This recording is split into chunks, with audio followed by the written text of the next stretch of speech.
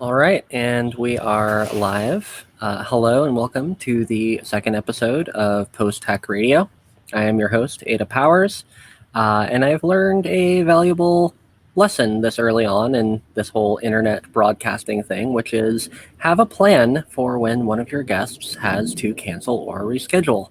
My planned guest for this week, Kat Lowe, had an unforeseen event come up, and we'll have to make it at a future episode a few weeks from now.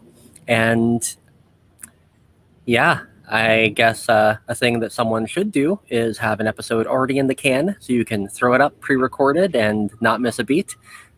Or if you're me, you just try to know lots of great people who also know great people who can come in at the last minute and save your bacon.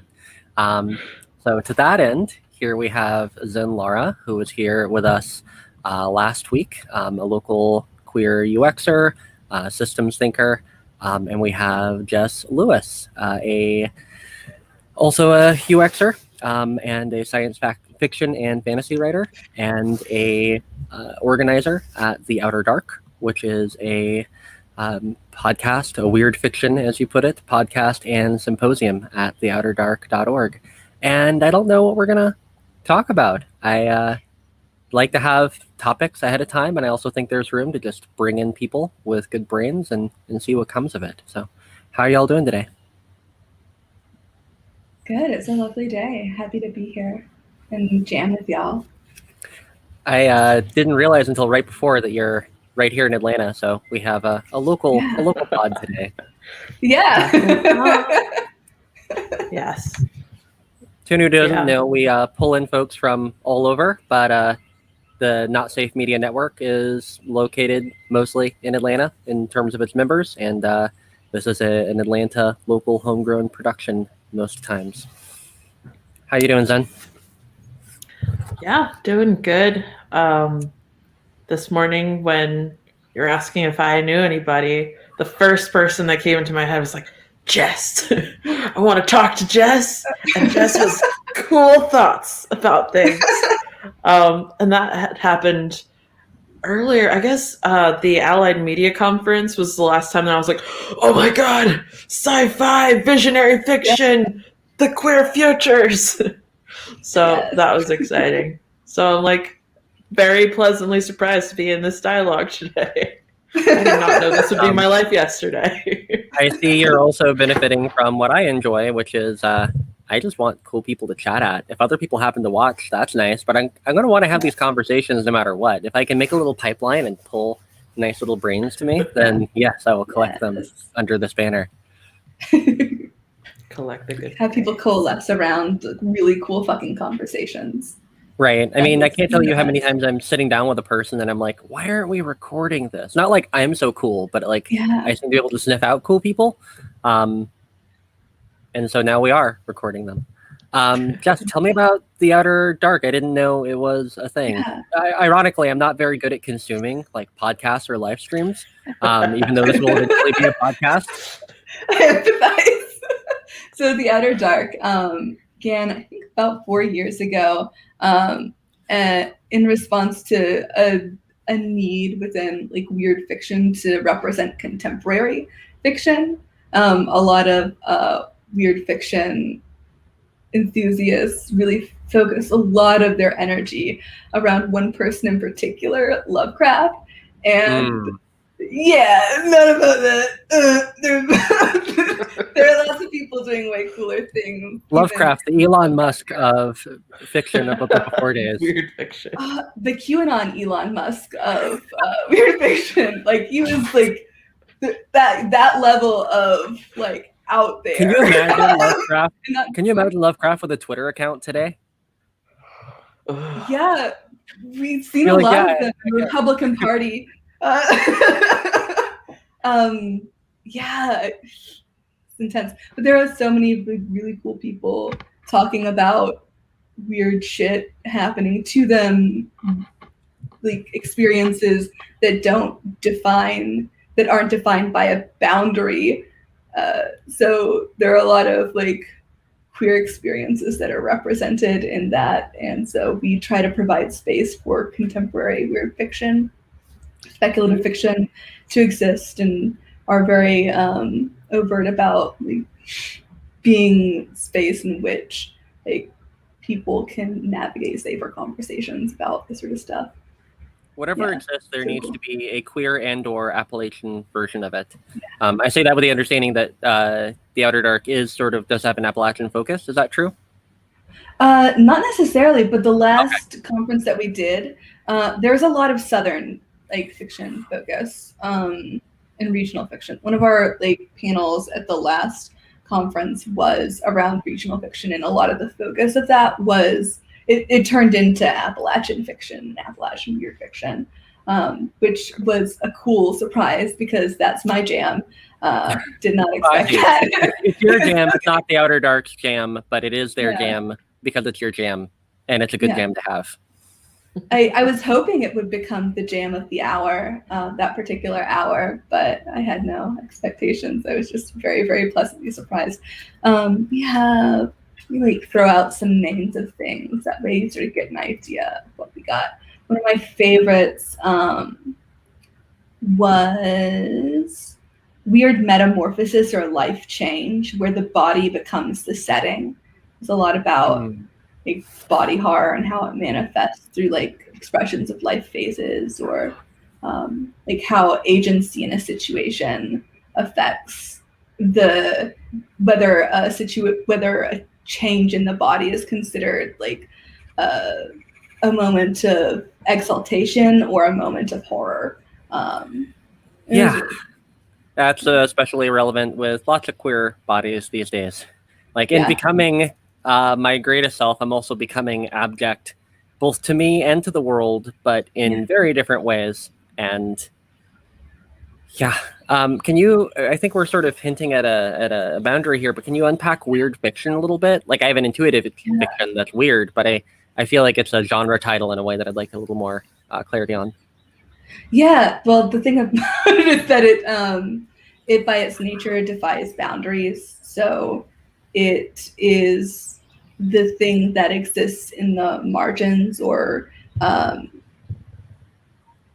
is not defined, the thing that you don't always look at. So when you put a lens on it and start to explore it through fiction, there's a common uncomfortable feeling or like interesting feeling that comes up for a lot of people around that. For me, it's excitement.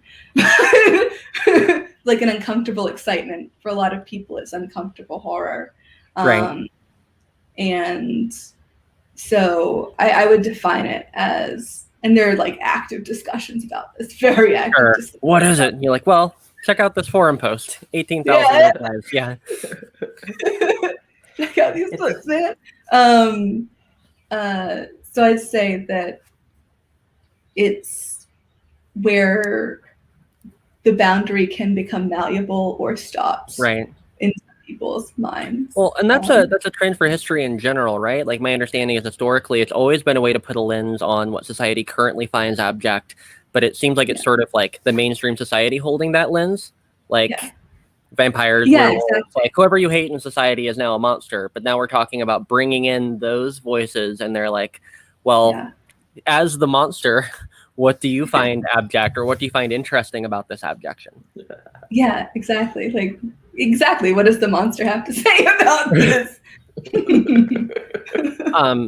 Now, we talked a little bit earlier online about like, I think there's always a place for science fiction, for any sort of fiction really, in conversations about technology, because like if I can look at like, all right, just the most generic example, like Gene Roddenberry, Star Trek, right? Like you want to invent, you can work for a company that invents, or you can make something so compelling that other people for generations want to go out and make it themselves. Like I need to make a tricorder. I want to make like you're putting it in the public consciousness immediately. So I think that there is a role for science fiction in these, because you're exploring the futures that people are actively creating right now, and that discourse is also creating those futures alongside the technology that you're writing about, because someone might not think to do a thing or not do a thing based on what you're writing. But I'm curious in this, like, Zen, you're a UXer. I'm an avid science fiction reader, maybe someday writer. I have some thoughts there about writing those things. You're both a UXer and a writer, Jess. Like, what is this interplay? Like, why both those things? How do you think they link up for you? Yeah. Zen, do you want to go first? Or I mean, I can jam, but I've been talking a lot already. I want to hear from you. Sure, I love it. Okay.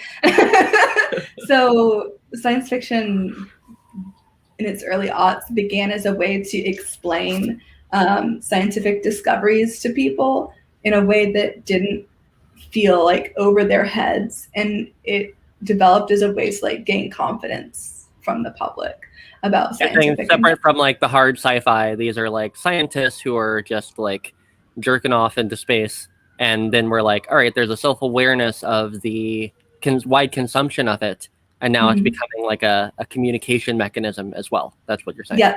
Okay. Yeah, that's how the genre sort of started, and then it like went off into its own area. But one of the interesting things that I think science fiction does really well is that it centers around like maybe a technological advance or a series of advancements, or maybe there are a couple of items that help people like navigate the world that are really interesting or capture imagination. Like for instance, I really like the series that starts with, it's by Ann Leckie, and it begins with Ancillary Justice. Ancillary Justice, I love it so much. I recommend it to everyone. It's so amazing, and the audiobook is so good, so good. I felt like I was watching or listening. I felt like I was watching something. It was so good. Right. And part of that is exploring like a collective consciousness. Like, what is that collective consciousness? How does it feel? And how do they interact with the world in different ways? And from the perspective of a collective consciousness becoming singular and a singular consciousness becoming collective. Exactly.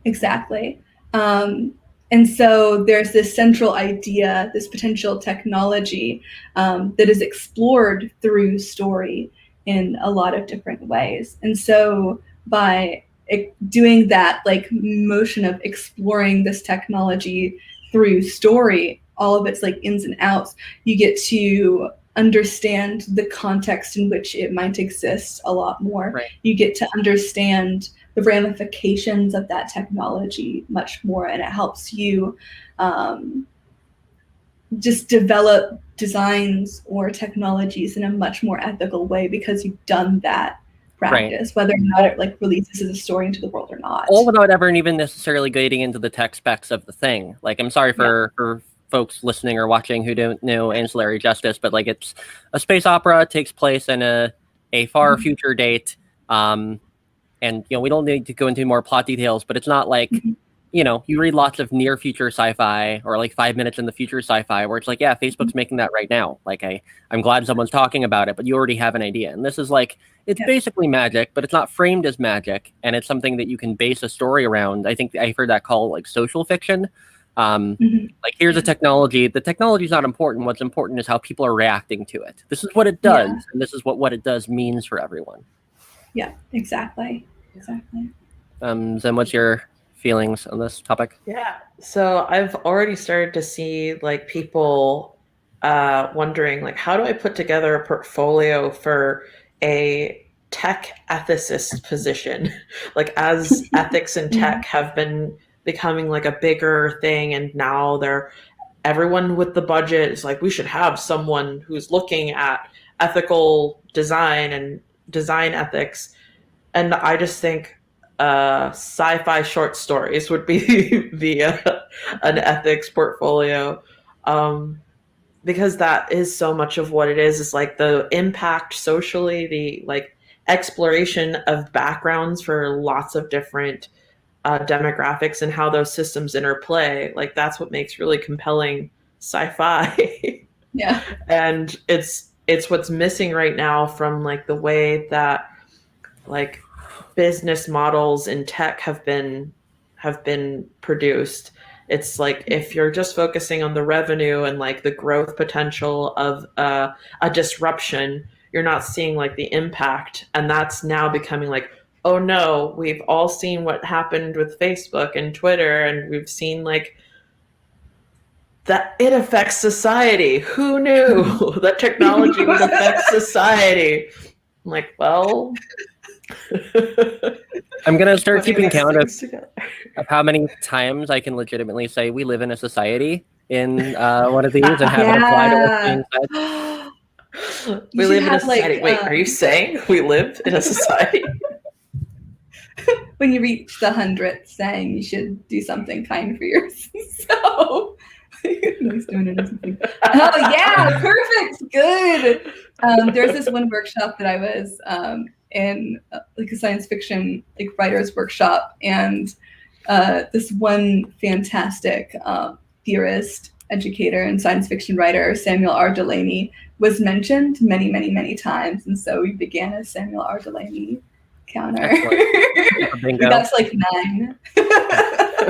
Here's the thing, since we're on the topic of speculative fiction, here's the thing I've been wrestling with, and this is where my host privilege is making you deal with my feelings. So I have had an alt Twitter that I have as like a horror sci-fi. Basically, like anything dystopic that comes up in the news, I'm like, all right, let's fast forward this times 100 and just write a little tweet about what someone might feel like living that. Pretty basic stuff, but I started pulling away from it because I'm like, all right, we already live in a technological dystopia. Do I really need to be putting more tech dystopia out into the world? And that's when I realized something really awful, which is that I have a really hard time imagining utopias. Like, I'm a pretty optimistic person, but my mind immediately goes to like, yeah, but is that really a utopia whenever I hear something that could be described as a utopia? And so I'm, we're all talking about, yes, here's technology, here's how people will deal with it in the future, don't do this. But then when I think about like the solar punk dream I want to live, the hope punk dream I want to live, the Afrofuturist dream I want to live, I have a hard time, and I'm also limited in my like position in the world to be able to imagine these things. I should be reading more people who are imagining these things. But what's your take on just this interplay between like what not to do and what to do, building worlds that you can't like just chip apart with a cynical chisel? Well, one, thank you for bringing up my other deep passion. Like seriously, I love writing about this and thinking about it, and most of my stories take place in this like near future, like post-climate crisis utopia that I've been like just exploring the idea of utopia with. I think that for me, so one, I led a workshop at Southern Fried Queer Pride, I think in 2019, around this, a zine making workshop where I like guided people through a couple of questions as to like figure out their like utopian sci-fi instrument that would help like create utopia. And it was really, really cool. I still need to like put a zine together of their contributions. Collaborate. Yeah. Let's do it. I mean, it's like no, I'm gesturing to you two, like. And then I was already doing it. They're like in that box right there, like right there. Okay. But we'll do that. But the interesting thing, so I began it with. So in order to like understand what a utopia is, you have to first acknowledge what isn't right, what feels wrong, what doesn't feel respectful about the world that you're living in, which is a usefulness of dystopia. It goes a little bit extreme, which is part of the purpose, but it has that usefulness. So I'd ask a question like, so think about a moment where you felt disconnected. Is everyone there? Yeah. Oh, sorry. I was just giving you a focus. Okay, sorry. I won't do that anymore. It's scary. Okay. So I'd ask a question. I forget the exact question, but it was, I won't freak out this time. That was not the question either. The question was, like, so think about a moment where you didn't feel respected or acknowledged, where you felt disconnected from the world. And then they like write about that, just like to connect with that experience. And then the next part was to imagine like what, like how would that have been navigated differently, like in order for you to feel respected in that moment. What would have to happen for you to navigate that differently? And next question, can you create an object or a mechanism that would help with that navigation? So the object becomes a vehicle for that really like respectful navigation of the world. So and it was a very emotional moment because people had to like look at some part of their life, acknowledge that they were not respected and they deserve better. And that's very, very painful. It's just painful. And so I think part of the difficulty about imagining like an actual utopia, how would it function? What would it be like? You have to acknowledge the ways in which like currently you are not respected, the ways and to acknowledge that you do deserve better than this whatever is going on in your life, and that it's much easier to just forge ahead in life and have that manifest in like different ways than to like face it head on and like, try to create something else out of it. So for me, like if I try to imagine like a world that is utopian, I think that a lot of times you get this like utopia is actually dystopia thing, Right. and it's like such a trope that it's like it's actually just like a vein of dystopia. I think the core tenet of that, the thing that makes it into this nefarious utopia, is because someone else is trying to control your decisions, your life, your passion, like trying to tell you what to be. So it becomes a microcosm for the things that like, disempower an individual. So that's not a thing that should exist. That's not the business. Yeah.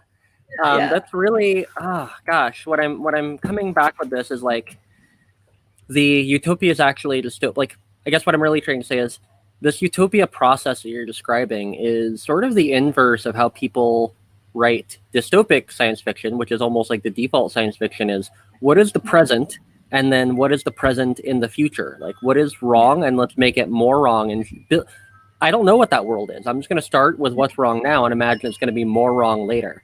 And this is like, imagine what was wrong.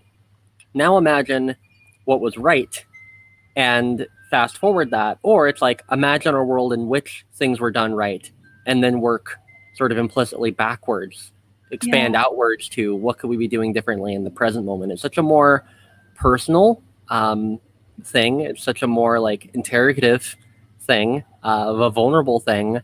And it requires, I think, more labor than just imagining dystopia, as I've been complaining about. And I think that's a really, really interesting flip from that.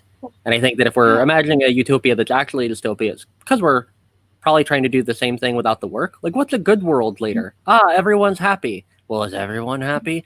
Well, if the people who are unhappy now are writing about how they'll be happy later and then doing the work to pull that back to the present day, it's going to necessarily be a different situation. Yeah, and exactly like not everybody's going to be happy in the same space because different people need different things to feel self-actualized, and that'll change too throughout one's life, right? Like, right, and that's where like own voices fiction is important. Like maybe my ideal world isn't your ideal world. We're queer, both of us, but maybe we're also other things, and everyone has the burden to imagine a utopia for as many people as possible, but at least yourself. Other people can also fill in the gaps.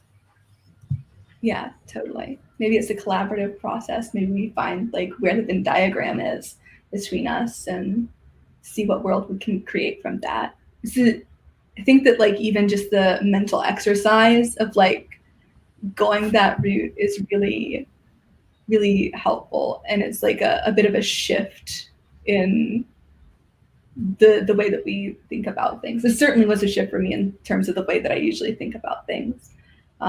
This is sort of how I approach it.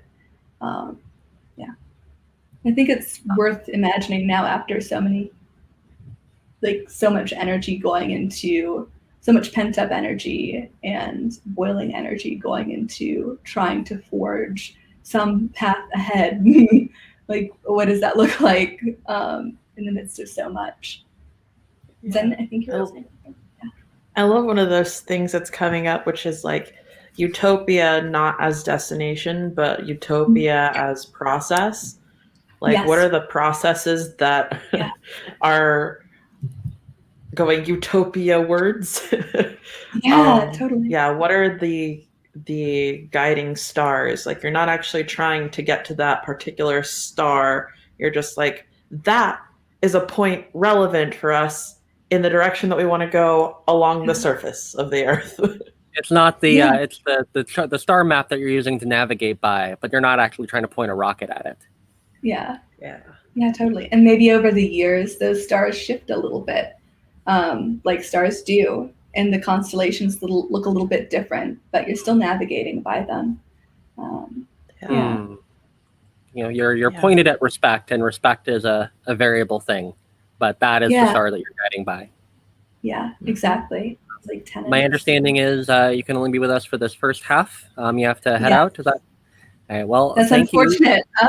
Okay. It's incredibly unfortunate, but we know each other now, and I definitely think there's a lot of good thinking here around talking about queer futures, around speculative fiction in the future. But just to intro you out, you have your theouterdark.org project you're deeply involved in. You're on Twitter as Queer Futures, Quare Futures, on Instagram as Merry Noontide, and people can send you money at Queer Futures on Venmo. Anything else that's relevant for folks to know about your work? Or where to find you? I think those are the main things. Yeah. Always have something going. Too much for a ticker.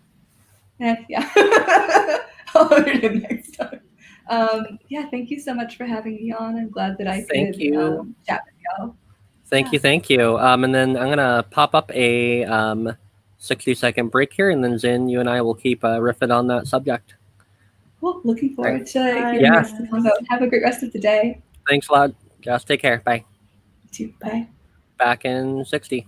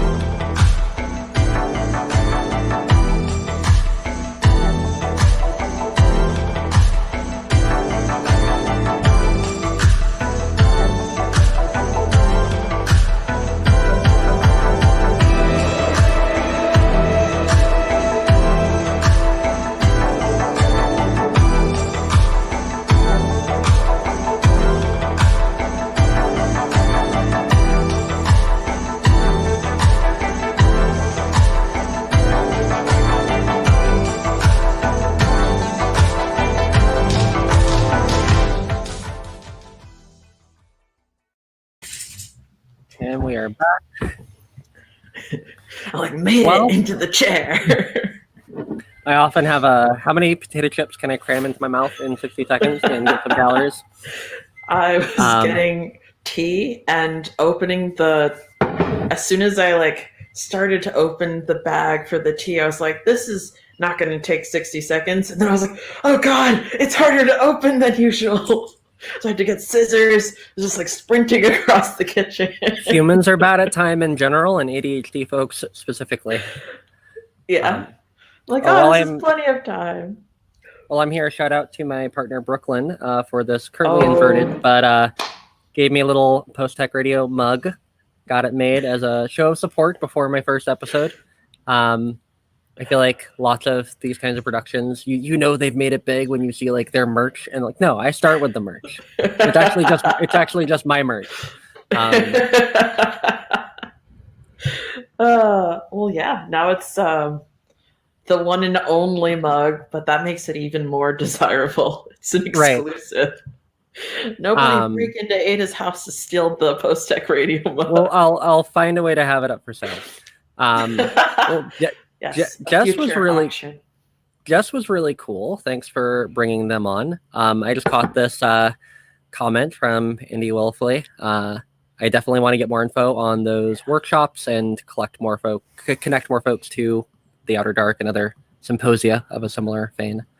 I like this comment too. Even the Star Trek post-capitalism utopia can be pretty dystopic.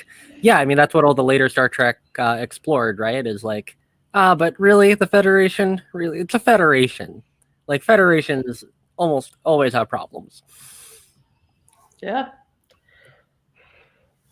Yeah, just like getting to talk about those things as relevant for tech. It's almost like, how is this not relevant for tech? Everything now is touched by technology. So everything that is a part of the collective experience, everything on Earth is touched by tech. Right. I mean, I'm also thinking of, I know we've talked about this a bunch, but like Octavia's Brood, that collection of visionary fiction. Mm-hmm. I think Adrienne Marie Brown wrote the foreword. So is one of the editors. Yeah. But I think it was Adrienne Marie Brown who was writing about how like all social justice is science fiction. Like all of this requires imagining a world and then trying to sell it to folks the same way science fiction can influence technology. Visionary fiction is also trying to inspire a populace to go forth and make that the reality. And I guess what makes it visionary is what we were talking about earlier, that process of this isn't just what could be, this is what should be. That's the social justice part, I think, is like, if you want these people to be happy, this is what's required.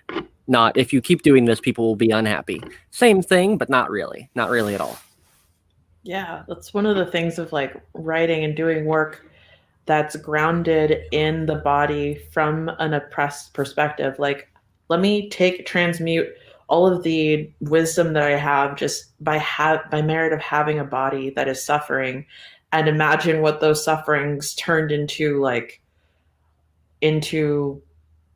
visioning, what those sufferings being gone might be like, because you can't actually feel it, experience liberation in your body in the physical world right now, but you can start to imagine like, what might it look like to dream of liberation.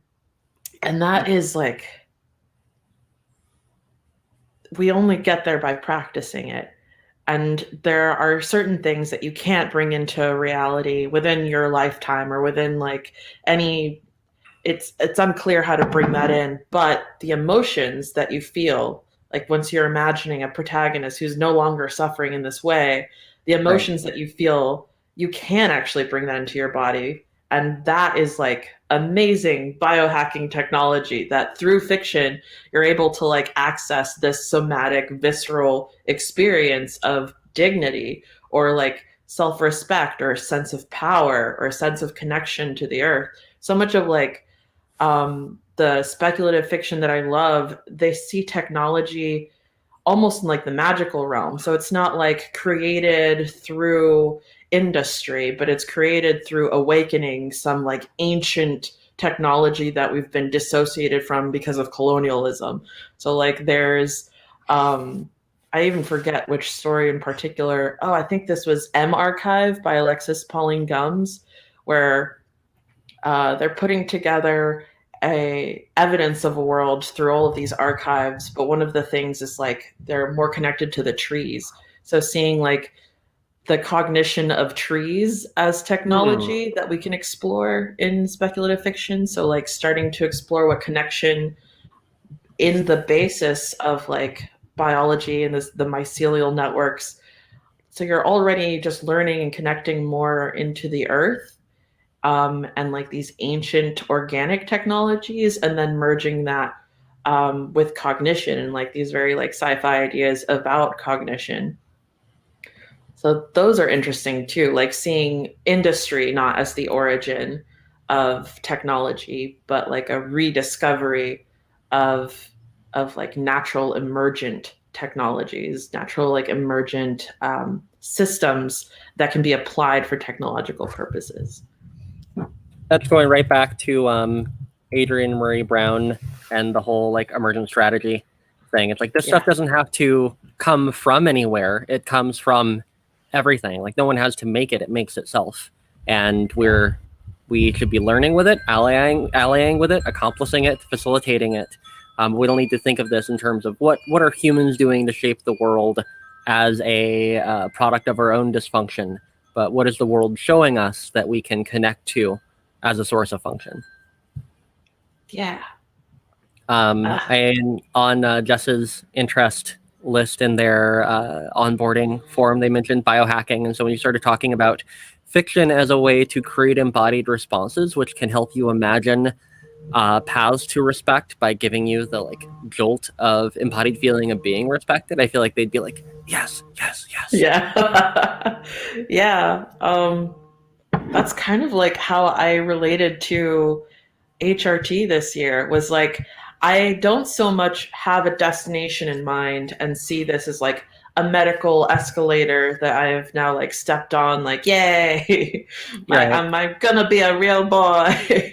It was more like, I want this as a tool to change the like hormonal balance in my body so that I can identify like, oh, this is like a more androgen dominant version of myself. But it was really to get at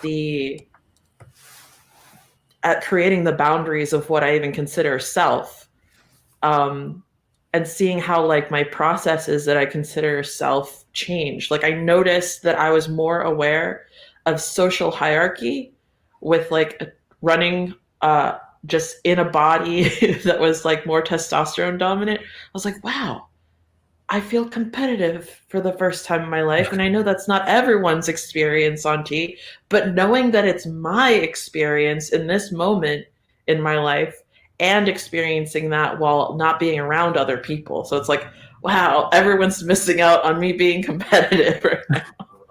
Are we missing out? Because I feel like you're a winner. Well, I guess it depends on your relationship with losing. Yeah. And yeah, I'm very curious. What is my relationship to losing while on T? I mean, everyone else's relationship to losing around you, who is probably winning. Yes. Yeah, I mean, the point I'm hearing here is that because we are this continuous assortment of experiences with some form of memory, these kinds, like, yeah, of course, we can't talk about sci-fi and queerness without talking about frickin' trans people, especially in the ways that we're both like trans people right now. Not especially, but including.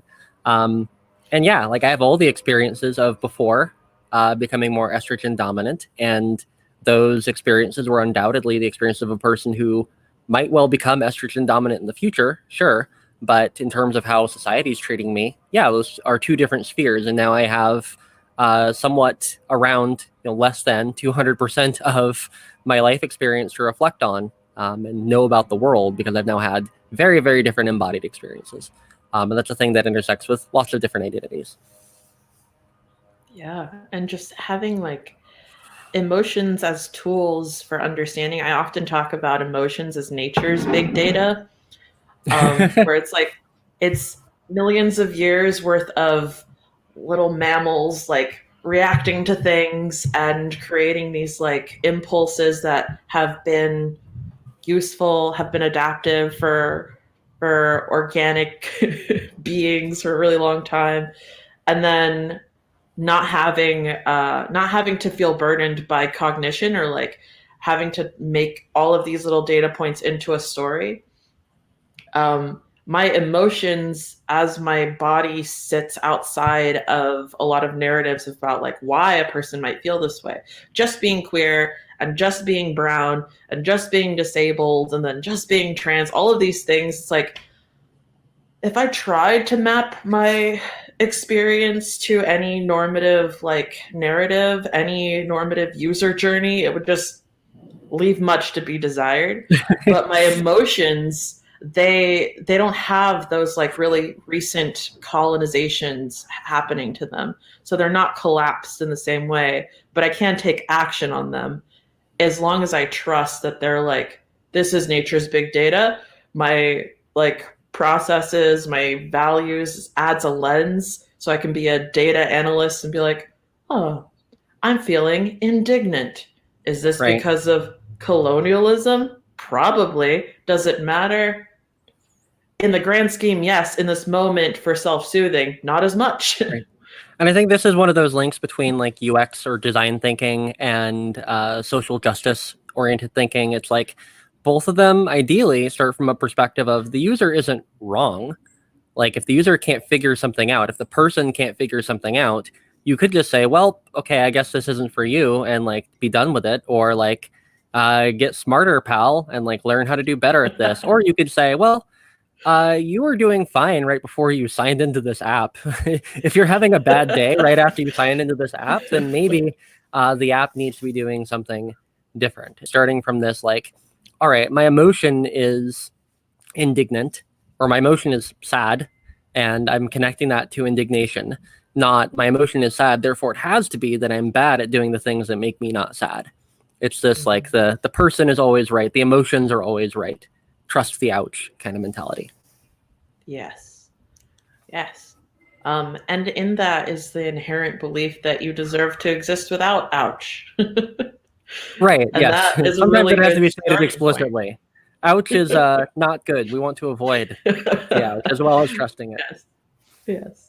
And going back to something you said earlier, or we were talking about earlier, I'm thinking about this like emotion-driven, feelings-driven versus like just the different ways that speculative fiction can come out, and that mirrors so well what we see in our current discursive moments around people for whom struggle is an intellectual exercise, even when they're trying to take it seriously. Contrasted to the people for whom it is always political and always emotional and always visceral and urgent and important.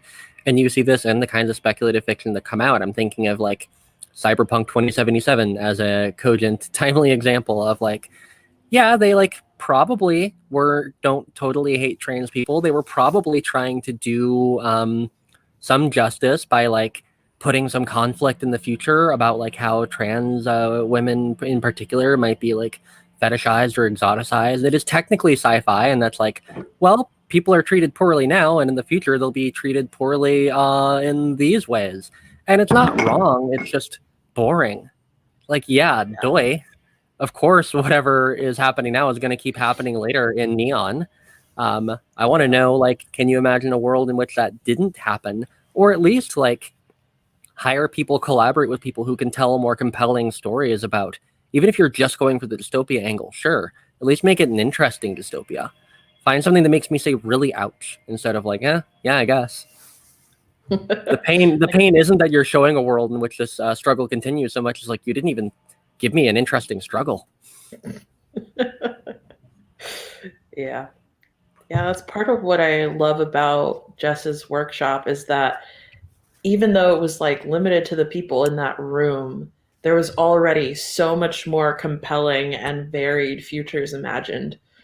And then bringing it down into an object, that's like distilling it down into like a single point of technology, a single like item that might bring about this change or might be related to this change or indicate a broader change in the world.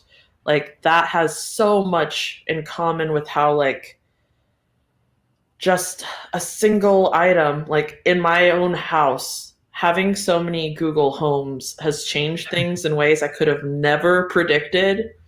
And it is an item, and it feels like a magical item because of that. And then other like systems, like I never thought 12 or 13 years ago when I was creating a Facebook account that it would land us here. And I never thought to sit down and imagine where it could take us. I assumed like, well, I will have this account for 4 or 5 years, and then there will be the next thing that takes over. There's something like very soothing about that expectation that it would die before it could do what it has done. So what is that distinction there? Like, I'm kind of trying to get at. I guess my first thought is like how you're describing that workshop is so interesting. It reminds me of a lot of design exercises that start off very similarly. Like, let's understand the problem domain. Let us map out the journey of displeasure that these people are experiencing, and now let's imagine solutions to it. And like everyone comes up with, let's make an app, and then you wireframe an app, and then you get a pat on the back, and then you go back to your day job. But it's that same process of find problem, find solution to problem. And this, this imagining a utopia process sounds similar, but it's markedly different in some important way. Can you help me like get at how that is different? Yeah, I think part of it is just the people who were in the room. There is like the generative experiences of people who like, it could have been that the memories that they pulled from were like the sort of problems that I see inspire a lot of apps, like, taxi drivers, they're so inconsistent, and like I don't like the smell of them, and yellow is just not my color. Like those sorts of struggles where it's like it's primed and ready for a certain kind of person to see this as the most urgent problem. Versus like, people keep killing me. Can we disrupt the killing me industry? You're probably not going to an app like introducing "Don't Kill Me." You open it when you're about to be killed and flash it at the person. It says, "Please don't kill me." Yeah, like you just can't. You can't do that. The same process will yield different results. Yeah, just because of the people in the room, and that starting it not from an inconvenience or from like being deserving and worthy as a consumer because you've like paid in your tokens, but being worthy due to your humanity and your humanity being the thing at stake. And I think that also inherently connected people to the planet at large. There's something about being like a living being, connecting with your inherent dignity that does feel connected to nature and to the planet in a way that doesn't often happen in design workshops. Because staying in that capitalism realm and that productized realm, do we even want a solution if it doesn't scale? Within like the context of imagining queer futures, it doesn't matter if it scales. It matters if it reduces pain. Right. For an individual. I'm thinking of an article I read called Empathy as Faux Ethics for Epic Magazine by Thomas Wendt. And I refer to it all the time because it's like, as UXers, we're talking about empathy this, empathy that, but our very frameworks are constrained so that as designers, typically we're doing this for a corporation and we're supposed to be expressing empathy, but it's empathy for the people who have paid in those tokens. When you're imagining the experience of even say like a coffee shop, creating a good environment for coffee shops, like it often involves keeping out the people that you find to be undesirable. And that is like the good experience for the coffee shop, but not to the person who's kicked out and not able to use the restroom, right? Like you're starting from this point of empathy can only go so far. It's not ecological is the point of that article. It needs to be ecological, thinking about, let's not just protect the consumers, let's protect the people whose consumption themselves might affect other people. But corporations are typically interested in hiring people who are saying, well, as part of this design, we also need to change the tax system. We also need to get stimulus checks out, right? Yeah, like they're within a design workshop in the context of you're trying to improve a service under capitalism. Very often you come with limitations and compromises embedded in the process. Like there are things that your mind won't even go there because it seems so far-fetched and it seems like there's an inherent like mismatch of values, where we have to actually quiet our humanity so that we can be better designers with all of these constraints, and not feel like demotivated by all the constraints.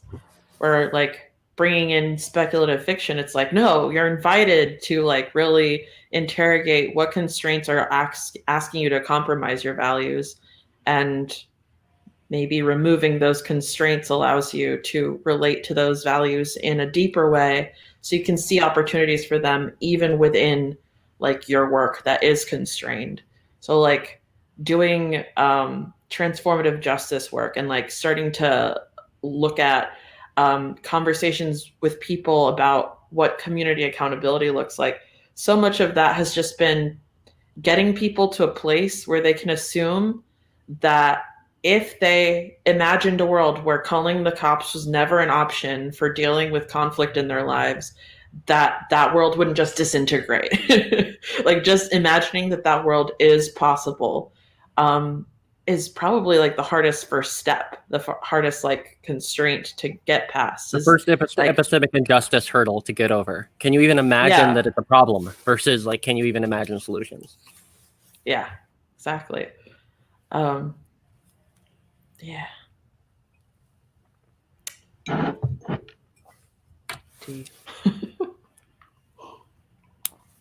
Well, I think this is probably a good enough time to wrap up. Thank you for, I like that this has wound up being like an imagining utopia, speculative fiction design intersection. Lots more to say on that. Maybe I'll see if I can get Jess to come back and do one of those workshops with folks here live and just see what we come up with. But thank you for watching. Please support the Not Safe Media Network that makes this possible. That is patreon.com/notsafe, youtube.com/notsafemedia, notsafemedia.com. They're great folks, and I'm happy to be affiliated with them.